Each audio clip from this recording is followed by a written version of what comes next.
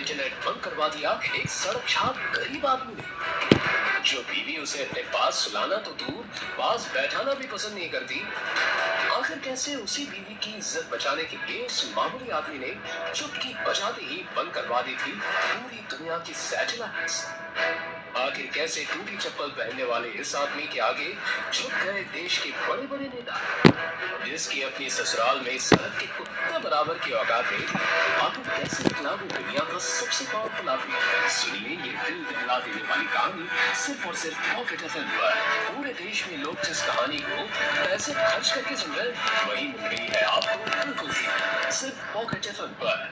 शिवम हर रोज की तरह आज भी अपने कस्टमर्स को छोले कुलचे सर्व कर रहा था, लेकिन आज वो ये काम जल्दबाजी में कर रहा था। अरे भाई जल्दी करो ना, लेट। हाँ बस 2 मिनट। क्योंकि उसकी बीवी ऑटो में बैठे हुए गुस्से से घूरे जा रही थी।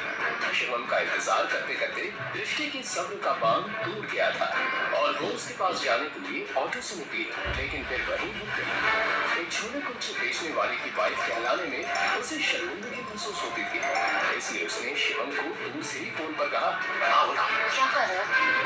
इतना टाइम फोन लगाते हैं, जल्दी करो। बस वो सोनू का इंतजार कर रहा ना, वो दुकान ये संभालने के लिए वो आता ही होगा। आगे आगे आगे जल्दी आ। दृष्टि परेशान तो थी, लेकिन वो इस बात से अनजान थी कि उसकी परेशानी और बढ़ने वाली थी।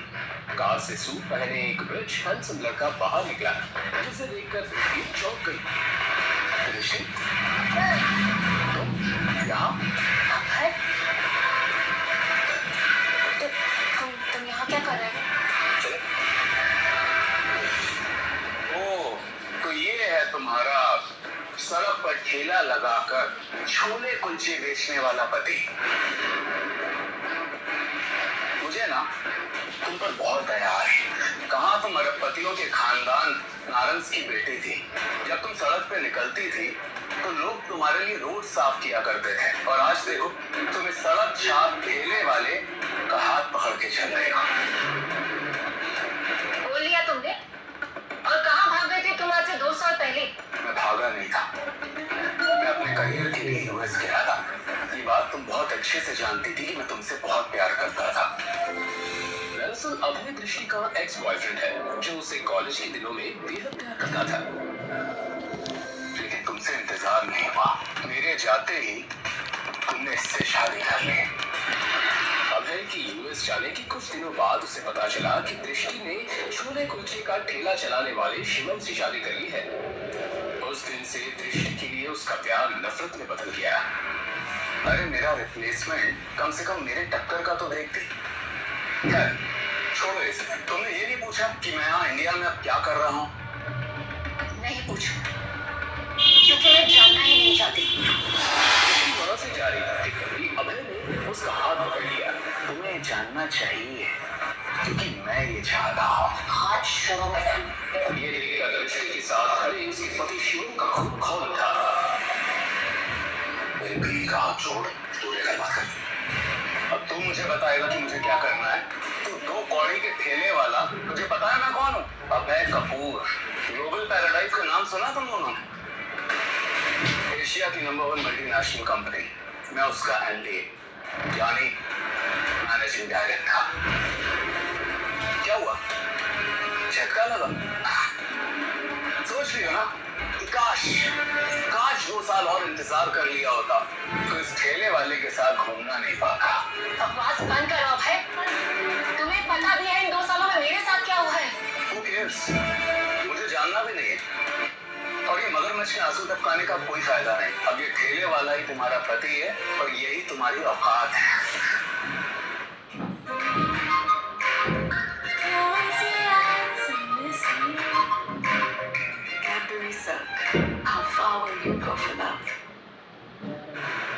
और एक बात और, मैं तुम्हें और तुम्हारे सड़क छाप पति को इनवाइट करता हूँ तो अपने पर्सनल ऑफिस आओ और देखो मेरी असली हैसियत क्या है।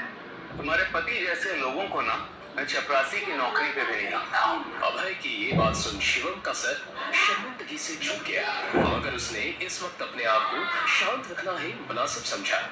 क्योंकि वो नहीं चाहता था कि उसकी वजह से दृष्टि की और ज्यादा इंसल्ट हो।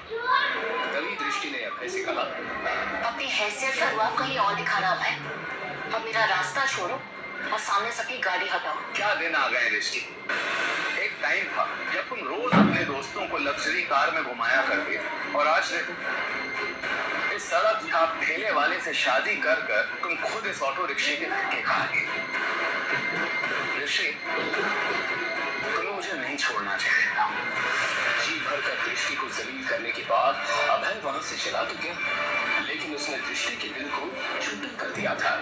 दृष्टि को इमोशनल देखकर शिवम उसे संभालना चाहता था, लेकिन दृष्टि थी जो उसे करीब प्यार नहीं होती थी। और आज शिवम के मन को एक बात खाई जा रही थी। दृष्टि, क्या तुम आज भी आगे से कहीं थी?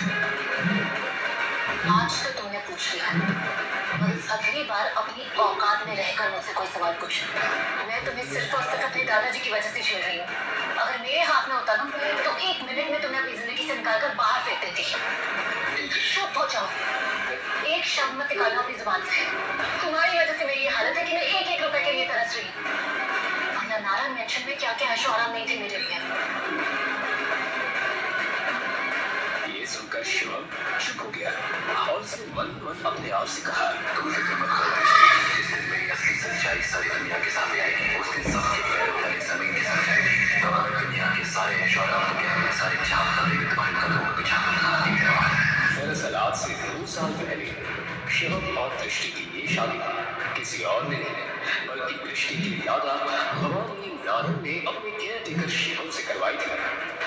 लेकिन इस सवाल ने सबको हैरान कर रखा था कि आखिर देश के जाने माने बिजनेसमैन ने अपनी लाडली पोती की शादी शिवम जैसे गरीब और मामूली लड़के से क्यों कराई थी। आखिर क्या राज था इस अनोखी शादी के पीछे। शादी के 1 हफ्ते बाद भवानी नारंग की मृत्यु हो गई। पूरे परिवार को बड़ा झटका लगा। नारंग परिवार में शिवम को भवानी नारंग के सिवाय कोई पसंद नहीं करता था। वो चुपचाप खड़ा सब कुछ देख रहा था। भवानी नारंग के मरते ही घर में झगड़े शुरू हो गए और इसी के साथ दृष्टि के माता पिता को नारंग खानदान के बिजनेस और प्रॉपर्टी दोनों से बेदखल कर दिया गया है। शिवम को बुरा तो लगा था, लेकिन वो कुछ कर नहीं पा रहा था। इस हादसे के बाद दृष्टि अपने पिता की छोटी सी फैक्ट्री चलाने लगी और शादी के 2 साल बीत जाने के बावजूद दृष्टि ने आज तक शिवम को अपना पति नहीं स्वीकारा था। वहीं अभय अपनी आलिशान डाइनिंग टेबल पर ब्रेकफास्ट कर रहा था। तभी अचानक उसका फोन बजा। उसने कॉल रिसीव किया और किसी से बात करते हुए गुस्से से चिल्ला उठा, What the hell? मेरे बैंक अकाउंट का कार्ड कैसे ब्लॉक हो सकते हैं? तुम्हें पता है आज मुझे कितनी इंपॉर्टेंट डील क्रैक करनी थी और कंपनी के एसेट्स के लिए मुझे इन्वेस्टमेंट करना। तुम्हारे बेकार सिस्टम की वजह से ना सब खराब हो गया। Now you tell me कि अब क्या किया जाए? सर, आपको इस असुविधा के लिए हमें खेद है। हम इसे रिजॉल्व करने की कोशिश करते हैं। मुझे कुछ भी नहीं सुनना है। कल तक अगर ये सब ठीक नहीं हुआ ना तो मुझसे बुरा कोई भी नहीं होगा। ये बोलकर अभय ने गुस्से से फोन काट दिया। यस यस मिस्टर फरीद, मैं बस पहुंच ही रही हूँ। हाँ, लिफ्ट के बाहर ही हूँ। यस यस, हाँ, आई विल सी यू।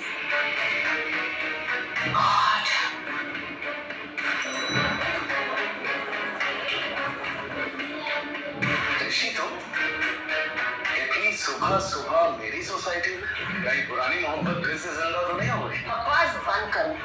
मैं यहाँ पे काम के सिलसिले में किसी से मिलने आई हूँ। और तुम्हें इससे क्या मतलब? मुझे तुम्हारे मुंह नहीं लगना प्लीज। अब इतना गुस्सा किस काम का? अब आई गई तो ऊपर चलो और खुद अपनी आंखों से देखो कि तुमने क्या खोया है। मुझे छोड़ के मुझे नहीं देखना। अरे चलो दृष्टि, मैं तुम्हें अपना आलीशान फ्लैट दिखाता हूँ। चलो चलो चलो। क्या? अरे नहीं देखा।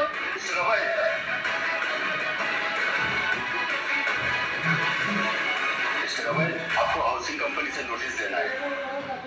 नोटिस? यस। जैसे ही अभय ने नोटिस खोलकर पढ़ा, उसकी होश उड़ गए। What? आज की आज मुझे फ्लैट खाली करना होगा? नहीं, ऐसा नहीं हो सकता। जरूर ये कुछ फॉल्स नोटिस है। मुझे अभी ऑफिस जाके पता करना होगा।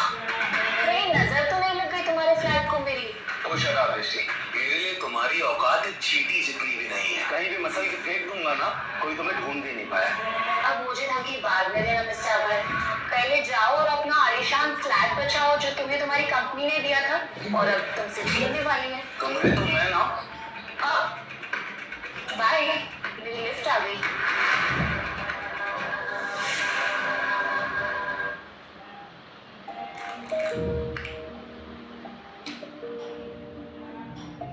मीठे का असली स्वाद, कैडबरी डेयरी मिल्क।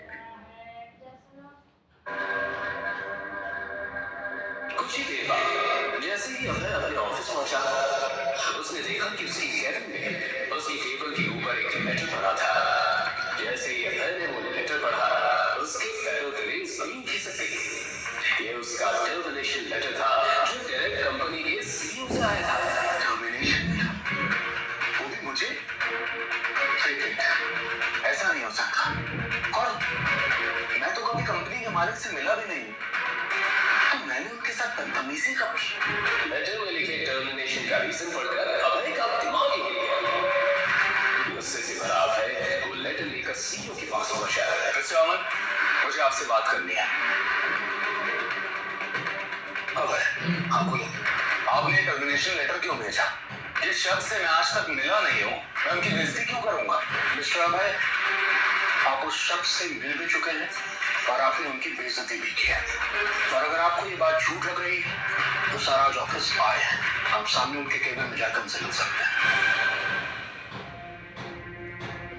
ये बोलकर जैसे ही अभय कंपनी के ओनर के केबिन में गया, सर, मैं आए।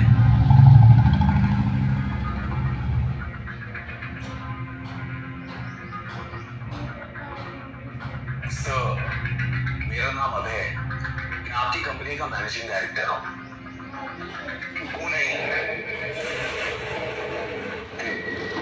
शिवम को देखकर अभय की होश उड़ गई। शिवम, तू?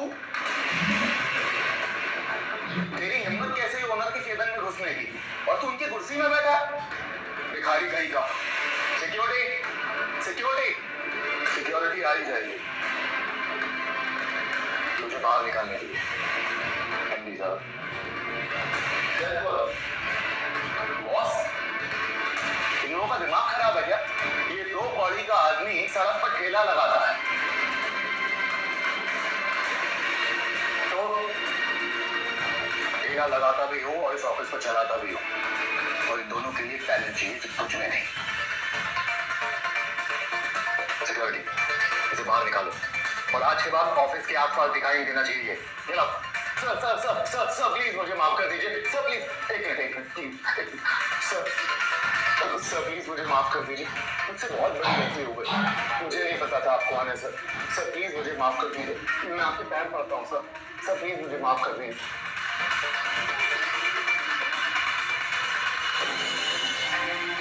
इंसान की पहचान उसकी औकात से होती है।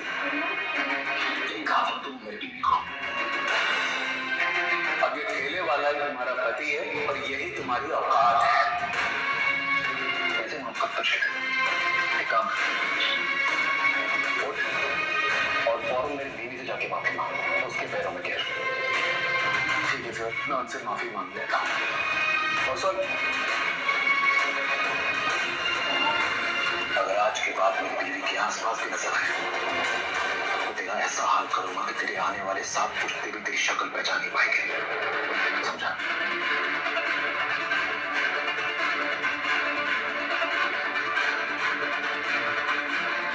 और हाँ, एक और बात,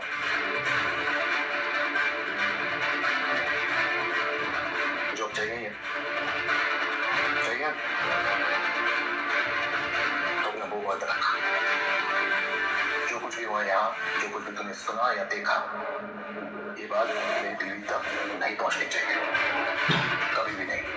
शिवम दृष्टि से छुपा रहा था अपना इतना बड़ा सच, लेकिन अभय ही अकेला नहीं था जिसे शिवम ने इस कदर सबक सिखाया था। आज से 2 साल पहले इससे भी ज्यादा खतरनाक और दिल बहला देने वाला सबक शिवम ने दृष्टि के कॉलेज के उस समय दीवाने ऋषभ सिंघानिया को सिखाया था, जो दृष्टि के लिए अपनी एक तरफा मोहब्बत में पागल हो चुका था। ऋषभ दिल्ली का मशहूर बिजनेसमैन सिंघानिया इंडस्ट्रीज के मालिक का बेटा था, इसलिए कॉलेज में सब उससे डरते थे। ऋषभ सिंघानिया अमीर बाप की बिगड़ैल औलाद था, जो कई बार जेल जा चुका था, लेकिन फिर भी वो अपनी हरकतों से बाज नहीं आया था, क्योंकि पैसे और पावर के बलबूते पर वो हर बार आसानी से बाहर आ जाता था। एक दिन दृष्टि अपने दोस्त के साथ कैंटीन में पहुंची ही थी कि तभी अचानक ऋषभ ने उसकी कमर को पकड़कर अपने करीब खींच लिया। दृष्टि ने उसे धक्का देते हुए कहा, क्या बदतमीजी है, पागल हो गए क्या? पागल? जाने मन, तुम्हें छूने का हक तो सिर्फ मेरा है। मुझे ये बताओ, कल रात को मेरे मैसेज का रिप्लाई क्यों नहीं किया? तुम्हें पता है ना कितनी फिक्र होती है मुझे तुम्हारी। फिक्र माय फक, तुम्हें समझ में नहीं आता। मैं तुमसे प्यार नहीं करती हूँ, मैं सिर्फ और सिर्फ अभय से प्यार करती हूँ। ओह माय गॉड, लगता है तुम्हें पता नहीं है तुम्हारा वो बेवफा आशिक तुम्हें छोड़ के कल रात को यूएस जा चुका है। What? दिमाग खराब हो गया क्या तुम्हारा? अभय मुझे छोड़कर कहीं नहीं जा सकता, समझे? मैंने उसे मना कर दिया था वहां जाने से। दृष्टि ने देखा कि अभय ने उसे मैसेज किया था कि वो यूएस जा रहा है, जो दृष्टि ने पढ़ा नहीं था। दृष्टि को अपनी आंखों पर यकीन नहीं हुआ कि अभय उसे बिना मिले कैसे जा सकता है, और उसने अभय को फोन लगाया। आप जिस नंबर को सब्सक्राइब करना चाहते हैं वो इस वक्त उपलब्ध नहीं है।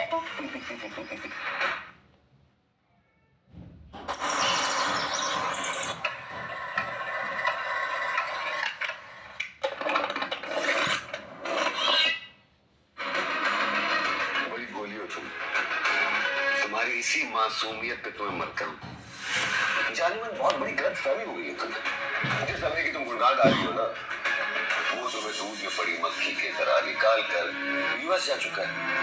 अरे उसे भी सक्सेस चाहिए था लाइफ में, बहुत सारा पैसा चाहिए था उसे। कब तक तुम्हारे साथ टाइम पास करता? उस गरीब की पूरी किस्मत पे किसी की निगाह पड़ी होगी और बहुत बड़ा मौका दे दिया होगा, तो गया। ऋषभ की बातें दृष्टि को तीर की तरह चुभ रही थी। खैर छोड़ो, मैं तुमसे आज ही शादी करने को तैयार हूं। ऋषभ दृष्टि का हाथ पकड़कर खींच रहा था कि तभी दृष्टि ने उसे एक जोर से थप्पड़ जड़ दिया। कैंटीन के सभी लोगों के सामने ऋषभ की पहली बार इतनी बेइज्जती हुई थी। मैं तुमसे प्यार नहीं करती। अगर खबरदार जो मुझे छूने की कोशिश भी की ना तो बहुत अकड़ है ना तुझमें, दृष्टि नारंग। मैं तेरा वो हाल करूंगा ना कि तू अपना ये खूबसूरत शक्ल किसी को दिखाने के लायक नहीं रहेगी। ये चाटा जो तूने मुझे मारा है, इसकी बहुत भारी कीमत चुकानी पड़ेगी। और तेरी ये अकड़ अपने जूते के नीचे कुचलना नहीं ना मैंने, तेरा भी नाम ऋषभ सिंघानिया नहीं।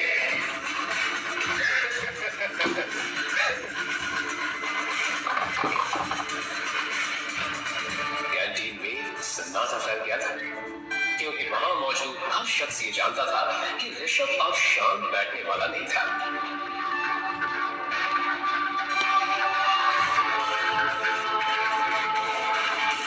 आखिर ऐसा क्या करने वाला था ऋषभ? क्या ऋषभ दृष्टि के खिलाफ कोई षड्यंत्र रचने वाला था? उसी रात जहां पूरा शहर सुकून की नींद में डूबा हुआ था, वहीं आज रात दृष्टि की जिंदगी में एक बहुत बड़ा तूफान आने को तैयार था। आधी रात हो चुकी थी जो उसकी एक दोस्त का कॉल आया। हेलो दृष्टि, तूने वो कॉलेज का व्हाट्सएप ग्रुप चेक किया क्या? यार इतनी रात को कॉलेज ग्रुप कौन चेक करता है? तुझे क्या हुआ? तू इतनी घबराई है कि सॉल्व कर रही है? तू बस जल्दी से जल्दी ग्रुप चेक कर। अभी क्या हुआ यार? जैसे ही दृष्टि ने मोबाइल पर कॉलेज ग्रुप चेक किया, उसके पैरों तले जमीन खिसक गई। ऋषभ ने दृष्टि का एक वीडियो कॉलेज ग्रुप में, यहाँ तक कि पूरे सोशल मीडिया में वायरल कर दिया था, और हर जगह बस दृष्टि के ही वीडियो की बात हो रही थी। और ये देख दृष्टि की जैसे हाथ थक गई।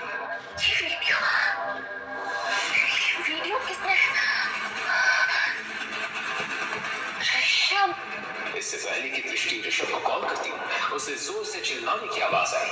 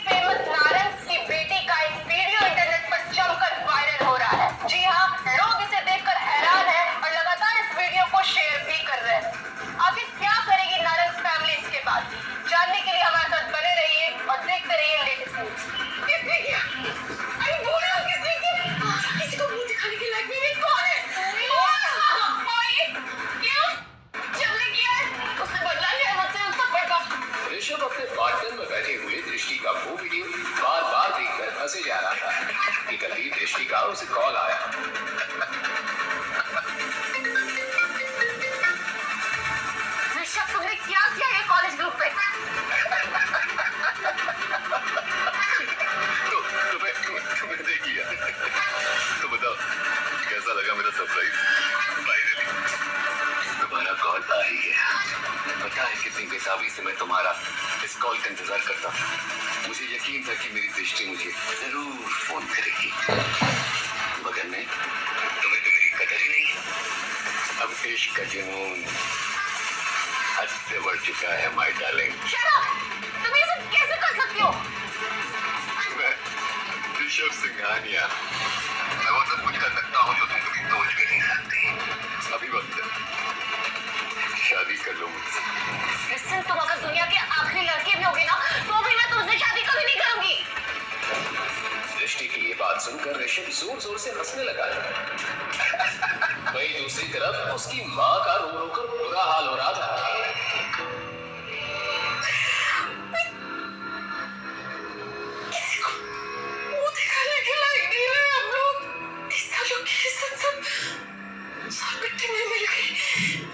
क्या करेंगे? कल तक तो पूरे शहर देख लेगा ये वीडियो। कैसे संभालेंगे? जिस बात का दृष्टि की माँ को डर था वही हुआ। अगली सुबह फोन की घंटियों से नारंग परिवार की शुरुआत हुई। देखिए, आप पहले मेरी बात सुन लीजिए। शर्मा जी, यकीन मानिए, फेक वीडियो। ऐसा कुछ नहीं है मिसेस वर्मा, ऐसा कुछ नहीं है। Hello Mrs Verma. दृष्टि को लगने लगा था कि उसने पूरे परिवार की इज्जत मिट्टी में मिला दी थी। पूरे गली में नारंग परिवार की थू-थू होना शुरू हो गई थी। कौन करेगा इससे शादी? अब मुझे बहुत टेंशन हो रही है। सब आपको टोक रहे हैं। कैसे होगी इसकी शादी? एक लड़का है, हाँ, एक लड़का है जो अभी भी दृष्टि से शादी करना चाहता है। दृष्टि के दादाजी भवानी नारंग की ये बात सुनकर सब चौंक गए। शिवम, वो लड़का जैसे ही अंदर आया, सब उसे घूर कर देखने लगे। देखने में बिल्कुल साधारण से उस लड़के ने ढंग के कपड़े भी नहीं पहने थे। उसको देखकर कोई भी अंदाजा लगा सकता था कि वो एक गरीब लड़का है। ये शिवम है, दृष्टि से शादी करने के लिए तैयार है। लेकिन पिताजी, वो लड़का है कौन? क्या करता है? किस खानदान से है? तुम्हारी बेटी के साथ जो कुछ भी हुआ, उसके बाद भी इस लड़के से इसके खानदान के बारे में पूछ रही हो? शिवम अनाथ है और छोले कुलचे बेचता है।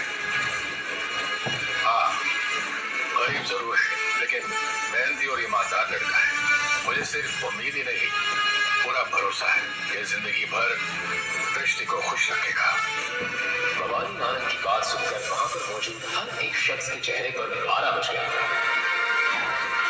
किसी को यकीन नहीं हो रहा था कि भवानी नारंग अपनी लाडली पोती की शादी एक साधारण से गरीब छोले कुलचे बेचने वाले लड़के से करवा रहे हैं। मगर बदले में किसी की सवाल करने की हिम्मत नहीं हुई, क्योंकि फिलहाल जो हालात थे उसमें दृष्टि की शादी होनी सचमुच मुश्किल थी। लेकिन दादू, मैं ठेला लगाने वाले से कैसे शादी कर सकती हूँ? माँ प्लीज आप एक बार मुझे ऋषभ से बात करने दीजिए। आज प्रॉमिस मैं सब ठीक कर दूंगी। क्यों ठीक कर दूंगी? कॉल क्यों गलत बोले उसे? कुछ हुआ?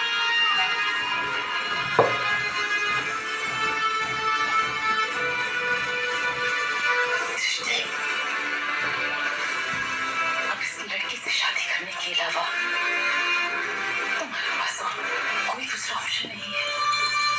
इन्हीं मजबूरियों के बीच नारंग परिवार ने अपनी बेटी की शादी आखिर एक गरीब लड़के से कराया और दृष्टि को ना चाहते हुए भी शिवम को अपना पति बनाना पड़ा। वहीं शादी की रात जब दृष्टि अपने कमरे में थी, तभी शिवम अचानक कमरे में आया और उसने देखा कि दृष्टि बहुत परेशान थी। क्या हुआ दृष्टि, तुम परेशान लग रही हो? देखो, मुझे तुमसे कोई बात नहीं करनी। भले हम पति पत्नी जरूर बन गए, लेकिन हमारे बीच ऐसा कोई रिश्ता नहीं होगा। तुम अपनी प्रॉब्लम मुझसे शेयर कर सकती हो सकता है मैं कुछ हेल्प कर दूं। तो मेरी हेल्प करोगे? यस। हैसियत देखी है तुमने अपनी? तुम मेरी कोई हेल्प नहीं कर सकते, समझे तुम? तो पहले ऋषभ और अब तुम। गुस्से में दृष्टि ने अपना सारा गुस्सा शिवम पर निकाल दिया। तभी तभी शिवम की नजर टेबल पर रखे फोन पर गई जो पहले से अनलॉक था। शिवम ने फोन उठाकर देखा तो वो हैरान हो गया क्योंकि पूरे इंटरनेट में अभी भी दृष्टि का वो वीडियो वायरल हो रहा था। फिर उसके बाद जो हुआ वो कोई सोच भी नहीं सकता।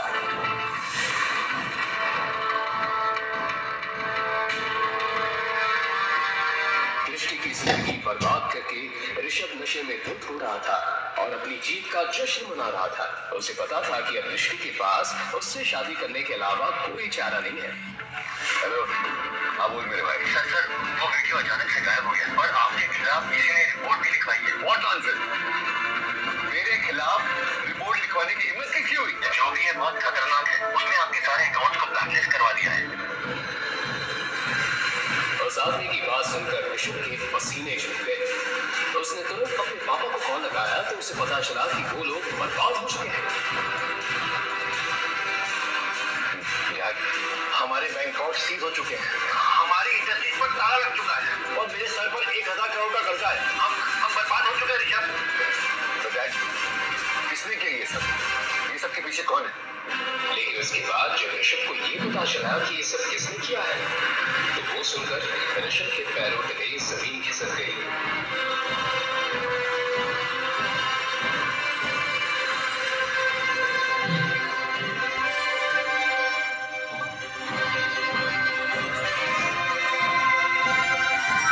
वहीं दूसरी तरफ दृष्टि ने जैसे ही अपना फोन उठाकर देखा तो उसे पता चला कि उसका वायरल वीडियो पूरे इंटरनेट से गायब हो चुका है।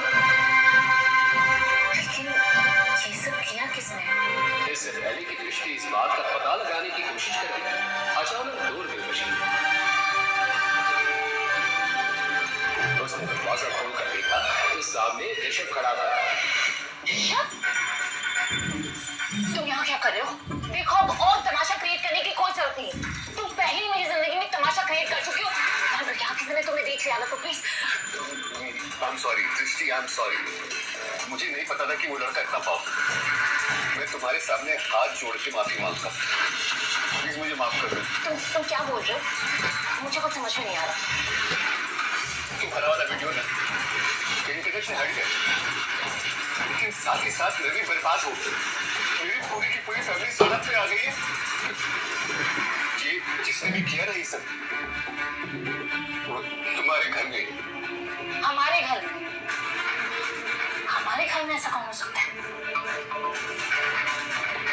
देखो, तुम कोई नया ड्रामा क्रिएट करने की कोशिश मत करो। मैं कोई ड्रामा नहीं कर रहा हूँ, मैं सच कह रहा हूँ। और ये सब कुछ करने वाला कोई और नहीं, तुम्हारा पति है। उसने रातों रात तुम्हारा वीडियो इंटरनेट से गायब करवा दिया, मुझे बर्बाद कर दी। ये सुनकर ऋषभ की आंखें फटी की फटी रह गई। तो उसे यकीन नहीं आ रहा था कि एक मामूली सा दिखने वाला लड़का इतना सब कुछ कैसे कर सकता है। इसलिए वो गुस्से में ऋषभ से बोली, ये क्या बकवास कर रहे हो तुम?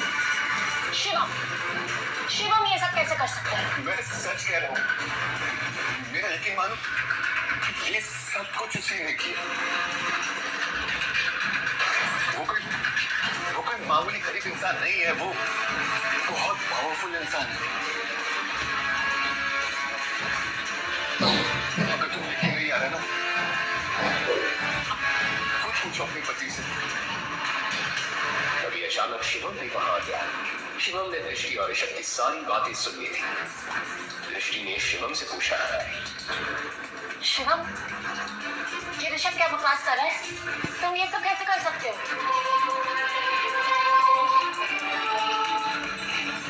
लेकिन बदले में शिवम ने कोई जवाब नहीं दिया और उसके चेहरे पर एक हल्की सी मुस्कुराहट आ गई। बोलो। क्या दृष्टि अपने पति शिवम का ये राज कभी जान पाएगी? आखिर क्यों वो इतना पावरफुल आदमी होते हुए भी पेश रहा था सड़कों पर छोले कुलचे? अभी तक आपने जो भी सुना वो तो सिर्फ ट्रेलर है। शिवम का असली राज तो कुछ